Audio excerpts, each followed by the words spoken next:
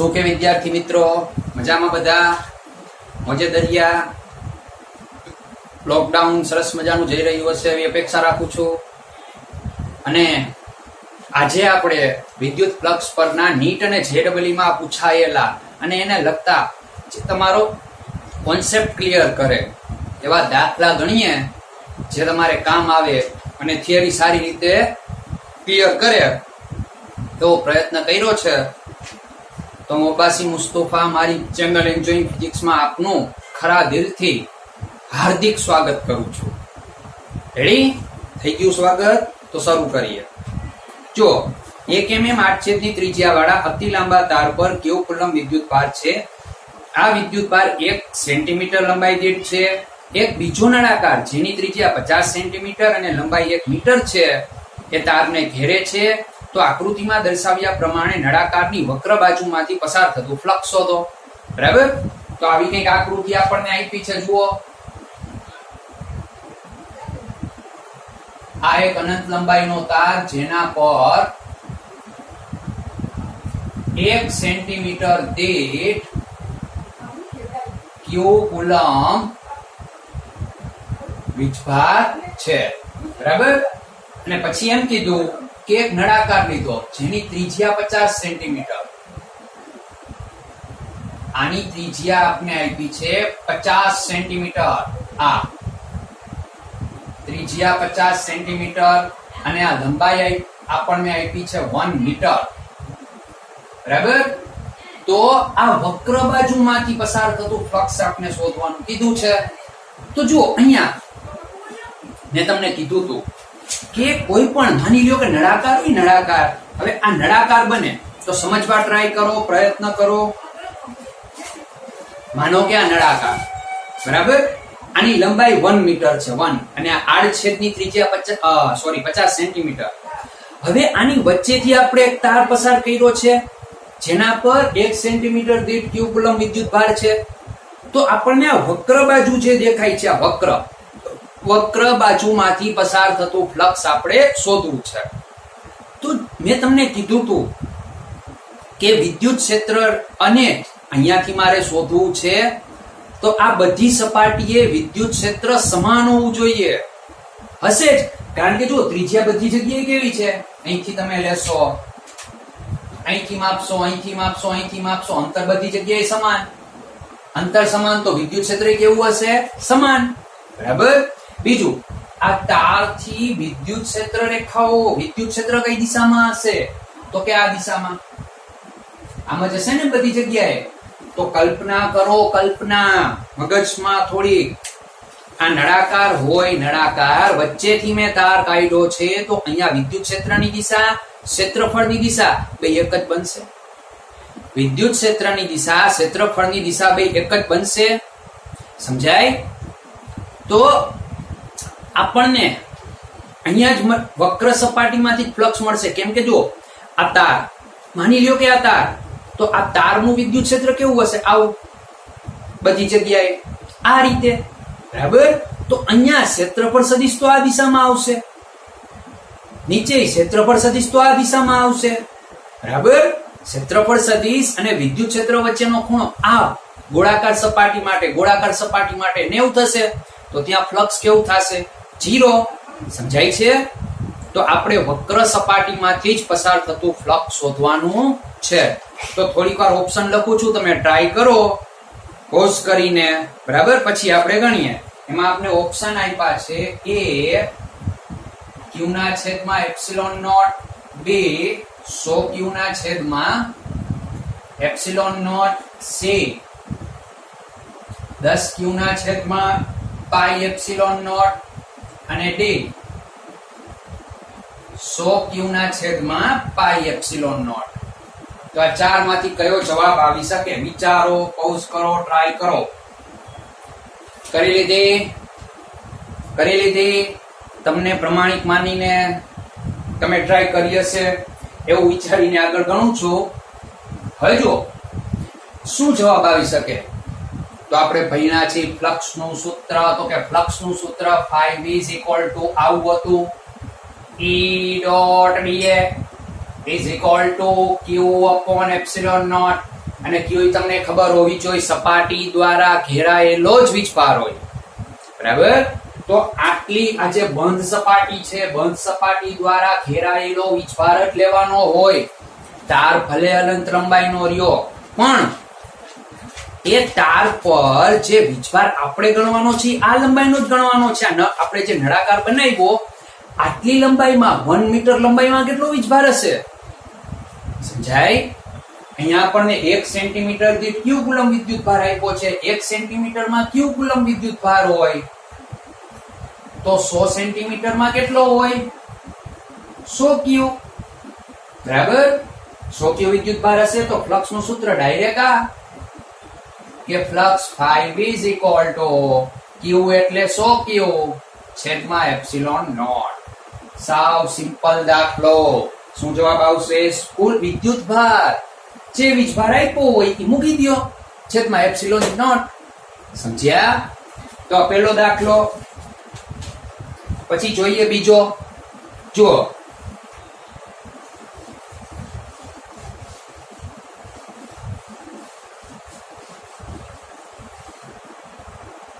એમાં આપણને એવું કીધું છે એક બંધ સપાટીમાં અંદર તરફ જતું અને બહાર તરફ આવતું વિદ્યુત ફ્લક્સ અનુક્રમે 8 ગુણ્યા 10 ની 3 ઘાત ન્યૂટન મીટર સ્ક્વેર પર કુલમ અને 4 ગુણ્યા 10 ની માઈનસ 3 ઘાત ન્યૂટન મીટર સ્ક્વેર પર કુલમ છે. તો આ બંધ સપાટીમાં કુલ વિદ્યુત ભાર શોધો, બરાબર. હવે એક વાત મેં તમને કીધું હતું કે જ્યારે વિદ્યુત ક્ષેત્ર અને ક્ષેત્રફળ સદિશ વચ્ચેનો ખૂણો 180 હોય ને, 180, ત્યારે યાદ રાખો ફ્લક્સ ઋણ લેવાનું હોય. જેમ કે હું તમને એમ કહું, માનો કે આ કોઈ સપાટી, બરાબર. હવે આનો ક્ષેત્રફળ સદિશ એ આ દિશામાં છે, પણ વિદ્યુત ક્ષેત્ર આ દિશામાં છે, ઈ આ દિશામાં છે. તો બે વચ્ચેનો ખૂણો થીટા 180, તો આ ફ્લક્સ કેવું આવશે? માઈનસ ઈ ડોટ એ.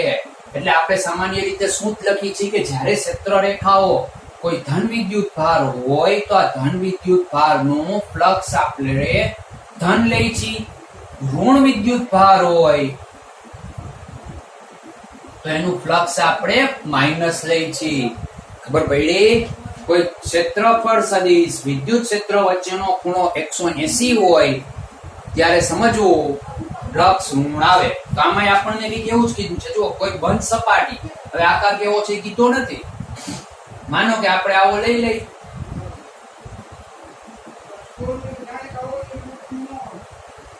આમાં અંદર તરફ દાખલ થતું ફ્લક્સ આપણને આપ્યું છે અને φ1 કહી દો. અંદર તરફ છે, અંદર તરફ હોય તો કેવું લેવાનું? માઈનસ 8 ગુણ્યા 10 ની 3 ઘાત ન્યૂટન મીટર સ્ક્વેર પર કુલમ. અને બહાર જતું ફ્લક્સ આપણે આપ્યું છે φ2 ઇઝ ઇક્વલ ટુ 4 ગુણ્યા 10 ની 3 ઘાત ન્યૂટન મીટર સ્ક્વેર પર કુલમ, બરાબર. તો જો સમજવા પ્રયત્ન કરો. શું કામ? કયા મેં પ્લસ લીધા અને કયા માઈનસ લીધા? તો આ દાખલ થતું ફ્લક્સ છે, તો આનો ક્ષેત્રફળ સદિશ જુઓ. આ એ કહું દાખલ થતા ફ્લક્સ સાથે આની સાથે કેટલા માપનો ખૂણો બનાવે? 180. બહાર આવતા ફ્લક્સ સાથે આની સાથે કેટલા માપનો ખૂણો બનાવશે? 0. તો આ માઈનસ, આ પ્લસ. તો કુલ ફ્લક્સ કેટલું થશે? કુલ flux is equal to minus 8 ગુણ્યા 10 ની 3 ઘાત પ્લસ 4 ગુણ્યા 10 ની 3 ઘાત એટલે માઈનસ 4 ગુણ્યા 10 ની 3 ઘાત ન્યૂટન મીટર સ્ક્વેર પર કુલમ. સમજાણો? હવે એકવાર તમને ફ્લક્સ મળી જાય તો flux is equal two q ના છેદમાં એપ્સિલોન નોટ. મૂકી દો ફ્લક્સ 4 ગુણ્યા 10 ની 3 ઘાત બરાબર q ના છેદમાં એપ્સિલોન નોટ. q ને કરતા બનાવો તો q બરાબર માઈનસ 4 ગુણ્યા 10 ની 3 ઘાત એપ્સિલોન નોટ કુલમ. આ તમારો જવાબ. ઓપ્શન લખતા ભૂલાઈ ગયું. આગલા દાખલામાં જોઈએ.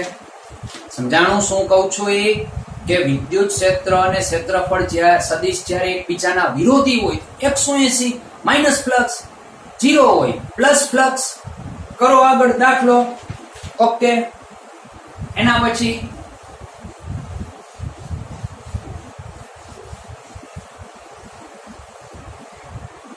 જુઓ, એક ખુલ્લા નળાકારમાં q કુલમ વિદ્યુત ભાર છે, બરાબર, ખુલ્લો નળાકાર.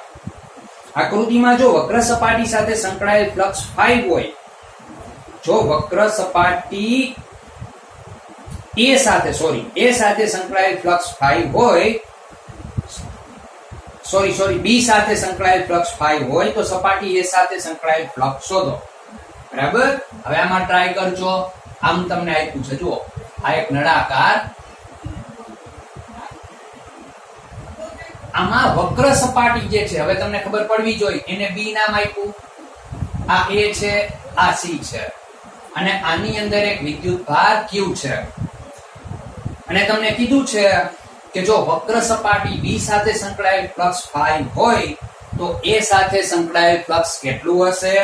એના ઓપ્શન A 1/2 q/ε0 - phi, પછી B q/2ε0, પછી C π/3, અને D q/ε0 - phi. અને આ તમને પૂછાયેલો છે નીટ 2007. તો પૌઝ કરીને ટ્રાય કરો, મથો, વિચારો કઈ રીતે કરવું. ચાલો, મથી લીધું. તો હવે જુઓ, હું તમને એમ કહું, અહીંયા વિદ્યુતભાર છે, તો વક્ર સપાટી સાથે સંકળાયેલ ફ્લક્સ, તો કે આપને આપ્યું છે phi, બરાબર, phi. આની સાથે શોધવું છે. એક વાતનો જવાબ આપો, A સપાટી અને C સપાટી સાથે સંકળાયેલ ફ્લક્સ કેવું હશે? A સપાટી અને C સપાટી સાથે સંકળાયેલ ફ્લક્સ કેવું હશે? A અને C સાથે સેમ હશે. તો ધારો કે સપાટી A અને C સાથે સંકળાયેલ ફ્લક્સ phi dash છે, તો ટોટલ ફ્લક્સ કેટલું થશે? phi dash અહીંયા અને 5, તો phi dash plus 5 plus 5 dash is equal to q/ε0. બરાબર. તો આ બે કેવા થઈ જાય? સરખા ફ્લક્સ છે, તો 2 phi dash plus 5 is equal to q/ε0. આ q અત્યારે આપણે આપ્યો છે સ્મોલ q. હવે તો 2 phi dash is equal to plus 5, ઓલી સાઈડ જાય તો -5. બસ 5 dash ને કરતા બનાવી દો, તો 5 dash is equal to 1/2 q/ε0 - 5. સમજ્યા? તો 1/2 q/ε0 - 5 એ તમારો જવાબ. સમજાણો? ઓકે. હવે એના પછી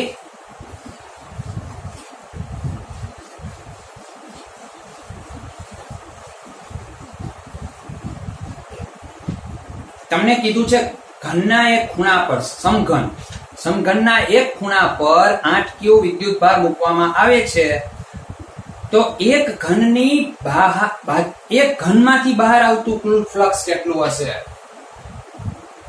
આ કોઈ એક ઘન માનો કે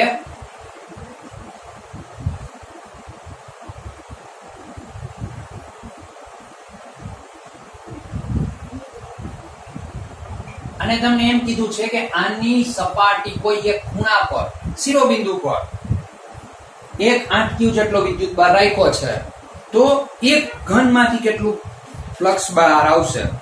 તો હવે પહેલા તો વિચાર કરો કે તમને એમ કીધું વિદ્યુતભાર અહીંયા છે, ગાઉસના નિયમનું વિધાન યાદ કરો, કોઈ પણ બંધ પૃષ્ઠ સાથે સંકળાયેલ ફ્લક્સ, કોઈ પણ બંધ, આ ખુલ્લું છે, તો પહેલા તો આને બંધ કરવું પડે. આમ જો, બરાબર, આ બંધ કરવું પડે. તમે આને બંધ કરશો બધી સાઈડ થી, તો કેટલા ઘન જોશે? હજી ઉપર નીચે, આ સાઈડ કેટલા થયા? 4, આગળ પાછળ 6.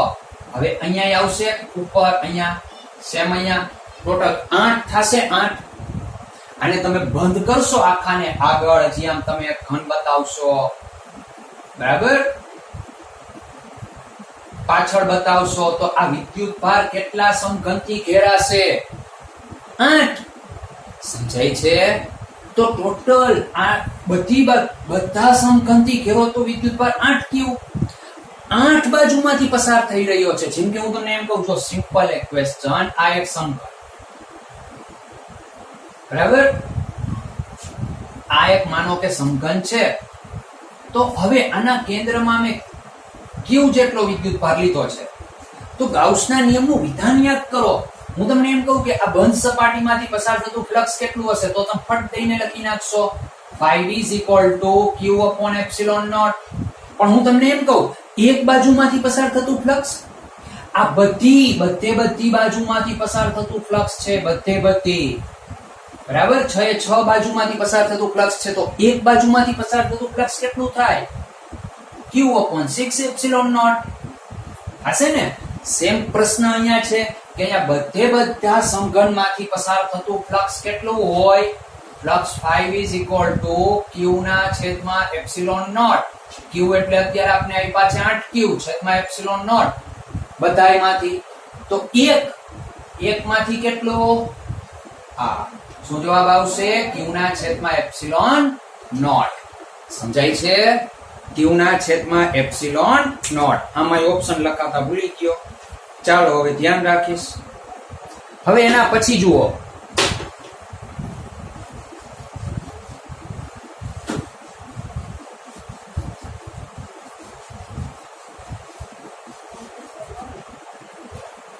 હવે આ નીટ 2001 માં પૂછાયો છે. નીટમાં પૂછાયેલો છે કે પેપરના સમતલમાં L મીટર બાજુ ધરાવતી ચોરસ સપાટી છે. થોડું વિચારજો. આ L મીટર બાજુ ધરાવતી ચોરસ સપાટી, આની લંબાઈ L મીટર. આકૃતિમાં દર્શાવ્યા મુજબ વિદ્યુત ક્ષેત્ર માત્ર ચોરસ સપાટીના નીચેના અડધા ભાગને જ સ્પર્શે છે. આટલા ભાગમાંથી ક્ષેત્ર રેખાઓ પસાર થાય છે.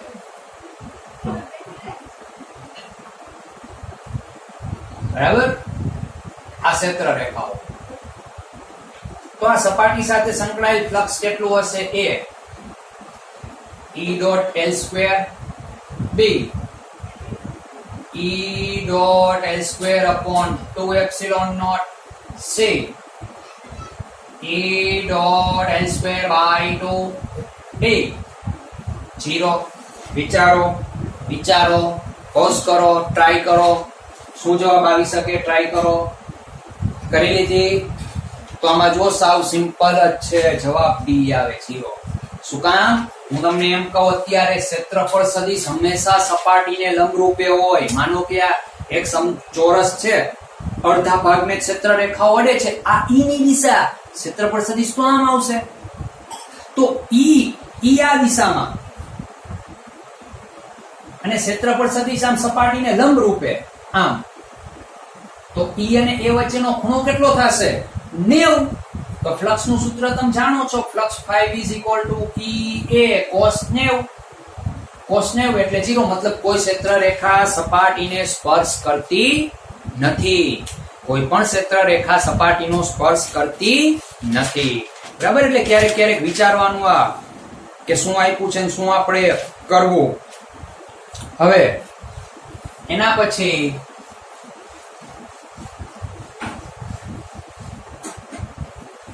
નીટ 2015 માં પૂછાયેલો. NEET 2015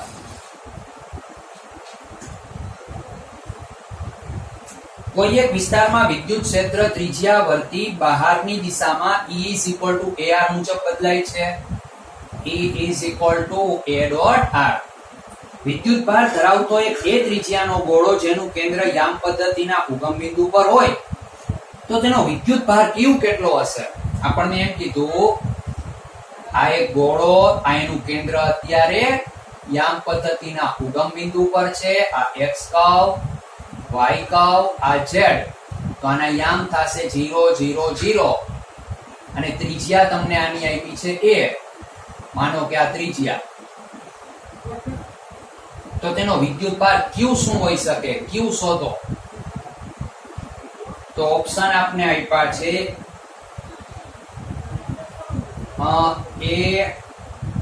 A epsilon not A square B 4 pi epsilon not A square C epsilon not A square D pi epsilon not A square.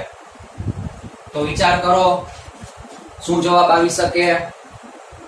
Pose કરો, ટ્રાય કરો, શું જવાબ આવી શકે? કઈ રીતે જવાબ લાવશો વિચાર કરજો.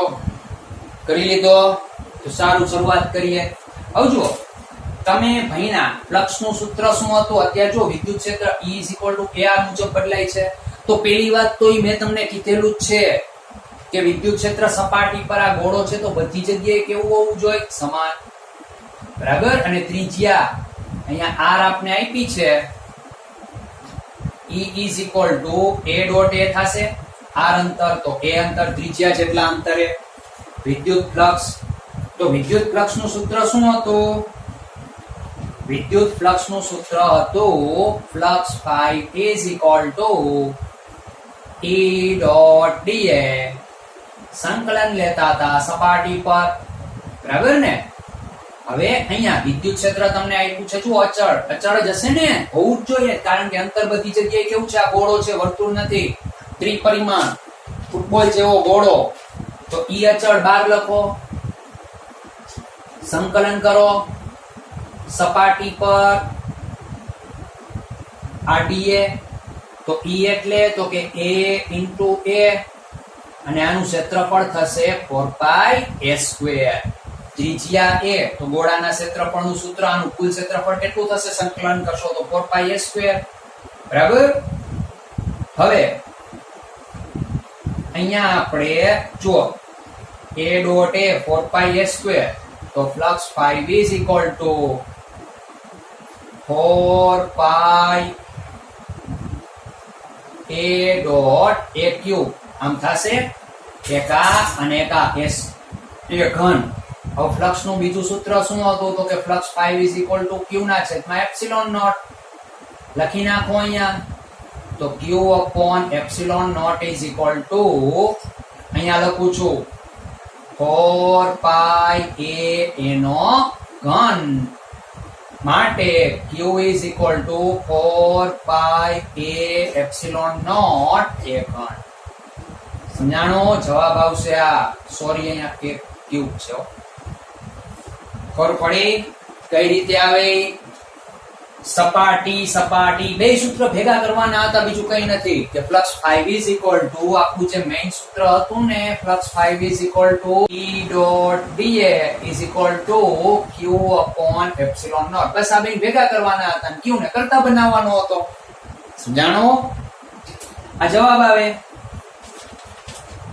એના પછી MCQ છે હવે ભાઈ HC વર્ગમાંથી ZEE માટે.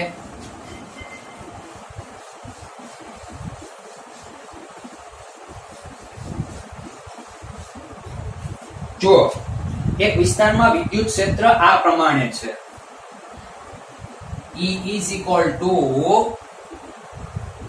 E0x upon L I caret. I caret મતલબ x અક્ષની દિશામાં.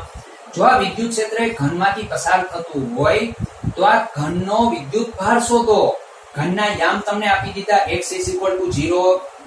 આમ જો આનો અર્થ એ સમજો કે x = 0 થી x = a, y = 0 થી y = a, પછી z = 0 થી z = a. આમાં ઘનમાંથી પસાર થતો વિદ્યુત ઘનનો વિદ્યુત ભાર શોધો. E0 ની કિંમત આપને આપી છે 5 × 10³ ન્યૂટન પર કુલમ. અને L આપણે લેવાનો છે 2 સેન્ટીમીટર, A લેવાનો છે 1 સેન્ટીમીટર. તો કેટલો વિદ્યુત ભાર હશે? A 3.1 × 10⁻10³ coulomb. B 4.6 × 10⁻14 coulomb. પછી C 2.2 × 10⁻12 કુલમ. અને D 5.26 ગુણ્યા 10⁻11 કુલોમ્બ. બરાબર? તો શું જવાબ આવશે? મથો, વિચારો, પ્રયત્ન કરો. હવે જો આમાં કંઈક આવું થઈ શકે, વિચારી લીધું હોય તો, કે અહીંયા એક સમઘન લઈએ આપણે,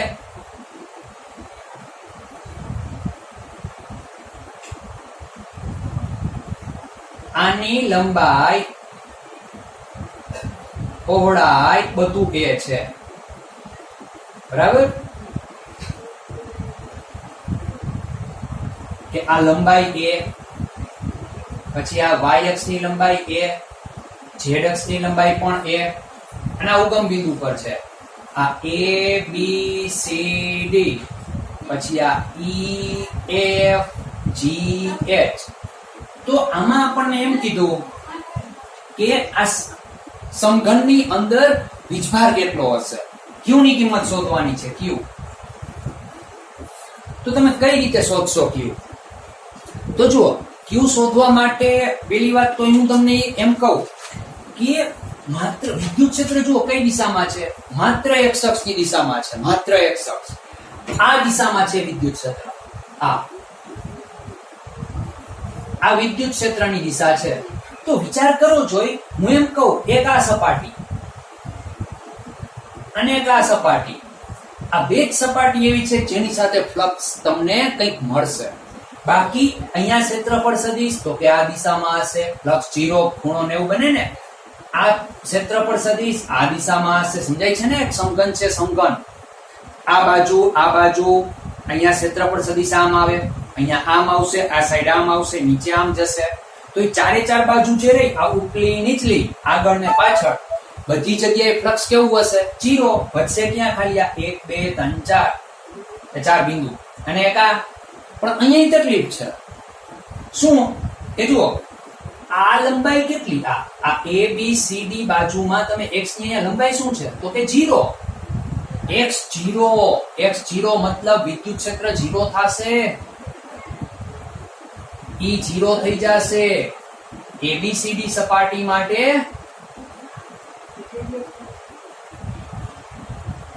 E0, E1 0 કહું તો ફ્લક્સ પણ 0 થશે. ખબર પડી? તો હવે બાકી રહ્યું ખાલી આ જ. તો આના માટે હું તમને એમ કહી શકું, જો કે flux phi is equal to E dot da. હવે આની લંબાઈ તમારે 2 લેવાની છે, પહોળાઈ 1 સેન્ટીમીટર. તો E એટલે શું લખવાનો? E એટલે E0x upon L. પછી dA, તો dA એટલે આનું ક્ષેત્રફળ ટોટલ. હવે સંકલનની જરૂર નથી. I કેરેટ ગુણ્યા ક્ષેત્રફળ એટલે L ડોટ A, એ પણ I caret, I dot I1. તો E નોટ 5 ગુણ્યા 10⁻³ x તમારે લેવાના છે. x ની લંબાઈ a છે લેવાની છે. ધ્યાનથી સમજજો. x is equal to a અને a આપને આપ્યા છે 1 સેન્ટીમીટર. તો 10⁻². લંબાઈ 2 ગુણ્યા 10⁻², ઉડી જ જશે. 2 ગુણ્યા 10⁻², 10⁻². તો આ ઉડી ગયા. બરાબર? બાકી જે વધે તમારો જવાબ. કેટલો ચોથ લાગે છે? E નોટ x, x એટલે a, તો a એટલે 1 સેન્ટીમીટર, L એટલે 2 ગુણ્યા 10⁻². આનું ક્ષેત્રફળ, આ લંબાઈ, સોરી, આનું ક્ષેત્રફળ એ સ્ક્વેર થાય. બરાબર ને? કારણ કે લંબાઈ મેં L ગુણ્યા x લખી નાખી, અહીંયા a આવે. તો a ડોટ a, એટલે a સ્ક્વેર, એટલે 10⁻² નો વર્ગ. આનું સાદું રૂપ આપો. આ ઉડશે નહીં. 2 ગુણ્યા 10⁻², તો 5 ગુણ્યા 10⁻³ ગુણ્યા 10⁻², 10⁻⁴ છેદમાં 2 ગુણ્યા 10⁻². એટલે લગભગ આવો જવાબ આવશે. સાદું રૂપ આપી દેજો. સમજાય? સી માં 2.2 ગુણ્યા 10⁻12 હા, હજી તો આપણને આ મળશે ફ્લક્સ. બરાબર? આનું સાદું રૂપ આપશો, ઈ જે જવાબ આવે તો flux is equal two q upon epsilon naught. therefore q is equal to 5 epsilon naught. 5 જે અહીંયા મળે એ લખવાનો અને આની કિંમત લખવાની 8.85 ગુણ્યા 10 ની -12 જે તમે જાણો છો. સમજી ગયા બધા? ઓકે. તો આ તો JEE માટે અથવા IIT કયો જે કયો તે રેડી. સરસ. ચાલો તેના પછી હવે જો એક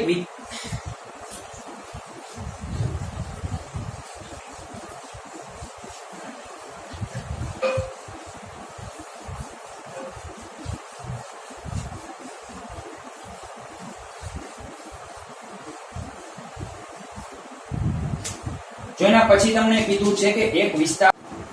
ચાલો હવે આપણે દાખલો 8 એના પછી કે એક વિદ્યુત ભાર Q a/2 જેટલા અંતરે એક ચોરસની ઉપર ચોરસના કેન્દ્રથી ઉપર છે. ચોરસની બાજુની લંબાઈ a છે તો ચોરસમાંથી પસાર થતો વિદ્યુત ફ્લક્સ શોધો. તો હવે રકમ સમજો. આપણને એમ કીધું છે આ એક ચોરસ છે, બરાબર? બાજુની લંબાઈ a અને આના કેન્દ્રથી a/2 જેટલા અંતરે, અડધા અંતરે એક વિદ્યુત ભાર q રાખેલો છે. તો આ એક ચોરસમાંથી પસાર થતો ફ્લક્સ શોધો. રકમ સમજો. માનો કે આ ચોરસ, બાજુની લંબાઈ a, આના કેન્દ્રથી અડધા અંતરે એક વિદ્યુત ભાર q છે. સમજવા ટ્રાય કરો. હું તમને એમ કહું છું, માનો કે એક આ સમઘન જેવું થયું. આ એના ઓપ્શન લખી લે કે a is equal to q upon epsilon naught 2, q ના upon 8 epsilon naught c, q upon 4 epsilon naught અને d, q upon 6 epsilon naught. તો શું આવે વિચારો? પોઝ કરીને વિચારી લીધું, બરાબર? જો આ સમઘન જેવું થયું કઈ રીતે? તમને એમ કીધું છે કે આ નીચેની એક બાજુ છે ને એ લંબાઈની, અહીંયા આનાથી આ બાજુની લંબાઈ a હોય તો a/2 જેટલા અંતરે વિદ્યુત ભાર q છે. તો મેં તમને કીધું હતું ગાઉસનો નિયમ યાદ કરો ફરીથી. કોઈ પણ બંધ પૃષ્ઠ, બંધ એટલે સરખું હોવું જોઈએ. તો આને તમે બંધ કરશો તો કંઈક આવું થશે. તો આ એક બાજુમાંથી આ એક નીચેની બાજુ જ આપણને કીધી છે. આખામાંથી પસાર થતું ફ્લક્સ કેટલું હોય? તો કે q ના છેદમાં એપ્સિલોન નોટ. તો આ નીચેની એક બાજુમાંથી પસાર થતું ફ્લક્સ q ના છેદમાં 6 એપ્સિલોન નોટ. સમજાય? કઈ નથી. ખબર પડી? તો આવા દાખલા આવે તો થોડુંક વિચારવાનું. બંધ કીધું હોય તો બંધ કરવાનું, વિદ્યુત ભાર ખુલ્લો હોય તો એને પૂરી દેવાનો સરખો આકાર બનાવીને, પછી એનામાંથી પસાર થતું ફ્લક્સ શોધવાનું. બરાબર? ચાલો તેના પછી એક વિસ્તારમાં વિદ્યુત ક્ષેત્ર E is equal to 3/5 E naught I caret. E is equal to 3/5 E naught I caret plus 4/5 E naught J caret. અને E naught ની કિંમત આપી છે આપણને 2 × 10⁻³ ન્યૂટન પર કુલમ્બ હોય. તો YZ સમતલમાં 0.2 મીટર સ્ક્વેર ક્ષેત્રફળ વાળી સપાટીમાંથી પસાર થતું ફ્લક્સ શોધો. ઓપ્શન છે 120, 240, 200 કે 300. વિચારો, ટ્રાય કરો. જેટલું વિચારશો, જાતે ટ્રાય કરશો, તેટલું આવડશે. બરાબર? કરી દીધી. તો જુઓ, આમાં કંઈક આવું થાય. હું તમને એમ કહું, આ x અક્ષ, આ y અક્ષ અને આ z અક્ષ. તો સમતલ જે છે 0.2 મીટર સ્ક્વેર ક્ષેત્રફળ વાળું એ YZ સમતલમાં છે. અહીંયા 0.2 મીટર સ્ક્વેર. તો આનો ક્ષેત્રફળ સદિશ એ કઈ દિશામાં આવશે? x અક્ષની દિશામાં આવશે. સદિશ a is equal to a into I caret. બરાબર ને? સમજાણું? અહીંયા માની લો કે હું તમને એમ કહું, આ x અક્ષ, ઊભી y અક્ષ, આ z અક્ષ, આ y અક્ષ છે, તો સમતલ અહીંયા છે, તો ક્ષેત્રફળ સદિશ હંમેશા કઈ દિશામાં હોય? સપાટીને લંબરૂપે જ હોય. 11મા માં તમે શીખાતા કે આ લંબાઈ હોય, આ પહોળાઈ હોય, તો આને લંબ સદિશ આ દિશામાં આવે. આમ જો અંગૂઠાની દિશા આપણને ક્ષેત્રફળની દિશા આપે કે આ લંબાઈ I કેરેટ, પહોળાઈ માનો કે j કેરેટ દિશા લઉં, તો I થી j તરફ જમણાથી આમ આંગળીઓ ફેરવવાની, તો અંગૂઠાની દિશા આપણને અત્યારે આ માર્કરની દિશા ક્ષેત્રફળની દિશા આપે. તો એ આ દિશામાં છે. વિદ્યુત ક્ષેત્ર આપણને આપ્યું છે 3/5 E naught I caret વત્તા 4/5 E naught J caret. બરાબર? તો ફ્લક્સ શોધવું હોય તો flux 5 is equal to E dot A. કરો આનો ગુણાકાર, તો 3/5 E naught I caret વત્તા 4/5 E naught J caret dot A into I caret. હવે 11મા ધોરણમાં તમે અદિશ ગુણાકાર ભણી ગયા? તો કે હા, આ યાદ છે. I dot I 1 થાય, J dot J 1 થાય, K dot K 1 થાય, જ્યારે I dot J 0 થાય. શું કામ? આ x અક્ષની દિશા, આ y અક્ષની દિશા, આનો એકમ સદિશ I કેરેટ, આનો j કેરેટ, બે વચ્ચેનો ખૂણો કેટલો છે? 90. તો અદિશ ગુણાકાર આનો કરો, I dot I cos 0, પોતાની સાથેનો એકમ સદિશમાં ખૂણો 0 બને, y અક્ષ સાથે લ્યો તો 90 બને, તો I j cos 90 0. તો જુઓ, આનું તમે આખું ગુણાકાર કરશો તો 3/5 E naught I caret ગુણ્યા A dot I caret વત્તા આને પણ ગુણે 4/5 E naught J caret dot A dot I caret. પણ આનો અદિશ ગુણાકાર 0, એટલે આ પદ 0 થાશે. અહીંયા કિંમતો મૂકો, 2 ગુણ્યા 10 ની 3 ઘાત, આ 0.2 I dot I 1 0.2 એટલે 2/10. હવે કેટલા થશે? 3 દુ 6, 6 દુ 12, 12 ગુણ્યા 1000 છેદમાં 50. તો હવે અહીંયા 2 વડે ગુણો, ઉપર નીચે, તો 12 દુ 24 ગુણ્યા 1000 છેદમાં 100, તો આ ગુજરી જશે 240. તો જવાબ શું આવશે? 240. સમજાણું ફ્લક્સ કઈ રીતે મળ્યું એ? ઓકે. એના પછી છેલ્લો દાખલો બહુ મસ્તીનો IIT માં પૂછાયેલો 2009 માં. મગજ દોડાવજો તો જ થાય એમ છે, બાકી નથી તો થવાનો જ. બહુ પ્રયત્ન માંગશે, બહુ મગજ માંગે એવો છે. બરાબર? જુઓ, એક A/4 ત્રિજ્યાની રિંગ પર 6 કુલમ જેટલો વિદ્યુતભાર સમાન રીતે પથરાયેલો છે અને તેનું કેન્દ્ર -A/2 0 0 છે. એ લંબાઈના એક સળિયા પર 8 કુલમ જેટલો વિદ્યુતભાર સમાન રીતે પથરાયેલો છે અને તેને x બરાબર A/4 થી x બરાબર 5A/4 ની લંબાઈ પર રાખ્યો છે. બે બિંદુવત વિદ્યુતભારો -7 કુલમ અને 3 કુલમ A/4 -A/4 0 અને -3A/4 3A/4 0 પર છે. તો એક x બરાબર +or-A/2, y બરાબર +or-A/2, z બરાબર +or-A/2 બાજુવાળા ઘનમાંથી પસાર થતો ફ્લક્સ શોધો. પેલા રકમ સમજો, બહુ મોટી છે. જુઓ, કંઈક આવી છે રકમ.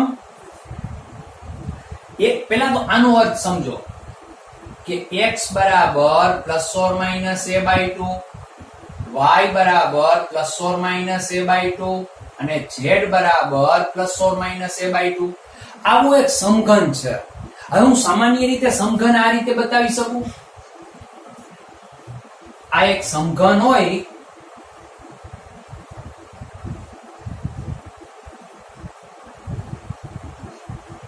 તો આના કેન્દ્ર જુઓ, અહીંયા જોવું જોઈએ વચ્ચે. બરાબર ને? તો જ આખી લંબાઈ આની a હોય a, તો અડધી કેટલી થાય? a/2, અને આ સાઈડની -a/2. બરાબર ને? અહીંથી શરૂઆત થાય, ખબર પડી? ત્યાંથી શરૂઆત થશે. હવે આપણને એમ કીધું, ધ્યાનથી સમજજો. હવે આ સમઘનને હું અત્યારે આ રીતે દર્શાવું છું થોડી વાર માટે, પછી ઓપ્શન લખી દઉં. એક a/4 ત્રિજ્યાની રિંગ પર 6 કુલમ જેટલો વિદ્યુત ભાર છે. a/4, આ a/4 ત્રિજ્યાની રિંગ, માનો કે અહીંયા કેન્દ્ર ઉગમ બિંદુ છે, તો રિંગ અહીંયા છે. સમજાય? અને આની ત્રિજ્યા તમને આપી છે a/4, અને આના યામ શું છે? તો જુઓ, આના યામ તમને આપ્યા છે -a/2, 0, 0. આટલું સમજાણું? રેડી? પછી તમને કીધું કે એ લંબાઈનો, એટલે આટલી જ લંબાઈનો, આ લંબાઈ a છે બધી, એક સળિયો આ ઉગમ બિંદુ છે, એના પર 8 કુલમ વિદ્યુત ભાર છે, અને એ ક્યાંથી શરૂઆત થાય છે? જો આ લંબાઈ a/2 હોય તો આની અડધી અહીંથી થાય, અહીંથી એક. આ સળિયાની લંબાઈ a, કે આના ક્યાંથી લંબાઈ શરૂ કરી? a/4 થી phi a/4 પર રાખવામાં આવ્યો છે, તો આ લંબાઈ a/4, અહીંથી phi a/4, તો ટોટલ લંબાઈ a થઈ ગઈ. રેડી? ઓકે. હવે પછી તમને કીધું છે કે -7 કુલમનો વિદ્યુત ભાર છે, એના યામ 7 કુલમ. તો જુઓ, -a/4 ને +a/4 બે કીધું છે. -a/4 પેલા -7 કુલમ માટેના યામ છે +a/4, તો +a/4 એટલે, અને -a/4, તો નીચે આવશે y યામ ક્યાં આવશે? અહીંયા આ -a/4, આ +a/4, તો અહીંયા એક -7 કુલમનો વિદ્યુત ભાર છે, અને 3 કુલમનો વિદ્યુત ભાર એ -3a/4. -3a/4 ક્યાં આવે? +3a/4, 0.75. તો જુઓ, આ કેટલું કહેવાય? a/2 એટલે 50, અડધું થાય ને a/2 એટલે 50, તો 3a/4 એટલે આમાં 25 ઉમેરો, અહીંયા ક્યાંક હશે. બરાબર? અહીંયા 0.75, અહીંયા એક 3 કુલમનો વિદ્યુત ભાર છે. હા, તો આ સમઘનમાંથી પસાર થતું ફ્લક્સ તમારે શોધવાનું છે. એના ઓપ્શન છે -2 કુલમના છેદમાં એપ્સિલોન નોટ b, 2 કુલમના છેદમાં એપ્સિલોન નોટ c, 10 કુલમના છેદમાં એપ્સિલોન નોટ, અને d 12 કુલમના છેદમાં એપ્સિલોન નોટ. બરાબર? તો પૌઝ કરો, વિચારો, મથો, અને જવાબ કઈ રીતે આવશે મને જરાક જણાવો, તો આપણે કંઈક વિચારીએ. પછી લીધું. હજુ આવા જ આ દાખલો તમને પૂછાયો છે 2009 IIT G2009 માં. જો દેખાવમાં જ અઘરો છે, મગજ દોડાવો. મેં તમને કીધું હતું કે ફ્લક્સનું જ્યારે આપણે સૂત્ર લખી છીએ 5q/ε0, તો આ સપાટી વડે ઘેરાતો વિદ્યુત ભાર હોય. તો પેલા તો આ સમઘન વડે ઘેરાતો કુલ વિદ્યુત ભાર કેટલો થશે? તો એક તો -7 કુલમ છે, આ 12 છે, એને નહીં ગણવાનો. થિયરી જોયું હતું ને? નહીતર આગલા લેક્ચરમાં લખજો વિદ્યુત ફ્લક્સ અને ગાઉસનો નિયમ, લેક્ચર નંબર 9 કે 10 જે હોય તે આગલા લેક્ચરમાં છે, મળી જશે. તો -7 કુલમ છે, તો પેલા તો સપાટી વડે ઘેરાયેલો વિદ્યુત ભાર Q કેટલો મળશે? તો કે Q પેલા -7 કુલમ. હવે બીજું, તો કે આ રિંગમાં કેટલો વિદ્યુત ભાર છે? 6 કુલમ જેટલો, અને સળિયા પર છે 8 કુલમ જેટલો. તો રિંગનો કેટલો ભાગ અંદર છે? આખામાં નિયમિત રીતે 6 કુલમ જેટલો હોય, તો અડધો અંદર કેટલો છે? 3 કુલમ, તો +3 કુલમ. હવે સળિયાની વાત કરો. સળિયામાં ટોટલ લંબાઈ છે એની a, તો એમાંથી એનો અંદર કેટલો ભાગ છે? અંદર કેટલો ભાગ છે? આખામાં 8 કુલમ, તો ચોથા ભાગની લંબાઈમાં a/4 એટલે ચોથા ભાગની થઈ ને 2 કુલમ. તો 3 ને 2 5 -7 + 5 એટલે -2 કુલમ. બસ હવે તો આપણે ફ્લક્સ નું સૂત્ર જાણી છીએ. તો કે ફ્લક્સ phi v = q ની જગ્યાએ -2c / એપ્સિલોન નોટ. સમજ્યા? તો જવાબ આવશે -2 કુલમ / એપ્સિલોન નોટ. ખબર પડે? હોતું કાઈ નથી, બસ થોડું વિચારવાનું હોય છે. આવી થોડી પ્રેક્ટિસ કરી હોય એટલે વાંધો આવે નહીં. બરાબર? અને આગલો લેક્ચર જો આ દાખલા સોલ્વ કરવા માટે ખાસ જોજો, આખો જોજો, એટલે તમારા કોન્સેપ્ટ ક્લિયર થશે. દાખલા ઉપરથી સમજાશે કે શું છે શું નથી, તો તમને મજા આવશે. વિદ્યુત ફ્લક્સ અને ગાઉસનો નિયમ એટલું લખજો તો પણ આવી જશે. બાય એન્જોયિંગ ફિઝિક્સ ચેનલનું નામ. ફિઝિક્સને એન્જોય કરો, મોજ કરો. બરોબર? સમજાણું? અને આવતા લેક્ચરમાં હવે આપણે ગાઉસના નિયમના ઉપયોગો જોવાના છે. એના પરના ટેક્સ્ટ બુકમાં દાખલા હશે તો જોશું, બાકી આ રીતે પ્રેક્ટિસ કરશું. ત્યાં સુધી થેન્ક યુ.